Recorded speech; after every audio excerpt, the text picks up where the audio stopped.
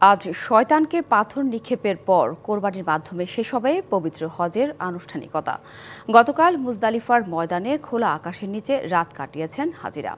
Muzdalifah ময়দান থেকে সহকর্মী AR Noman জানিয়েছেন, ফজরের নামাজ আদায় করে হাজিরা শয়তানকে পাথর নিক্ষেপ করবেন।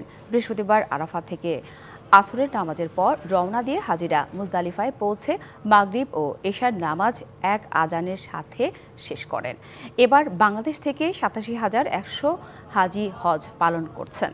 এরই মধ্যে বার্ধক্য ও নানা কারণে ১৭ জন হাজি মারা গেছেন। হজের মূল কার্যক্রম শেষে হাজিরা দলবদ্ধ হয়ে বায়তুল্লাহ শরীফের বা মিনার উদ্দেশ্যে যাবেন কোরবানি ও মাথা ন্যাড়া করার জন্য। খোলা আকাশের নিচে ধনী গরিব কোনো ভেদাভেদ নেই, সকল মানুষ এই জায়গায় আমরা রাত্রি যাপন করেছি আল্লাহর সন্তুষ্টি অর্জনের জন্য। আমরা আলহামদুলিল্লাহ আমরা প্রায় আমাদের রাত্রি যাপনের একদম শেষ প্রান্তে এসে উপস্থিত হয়েছি।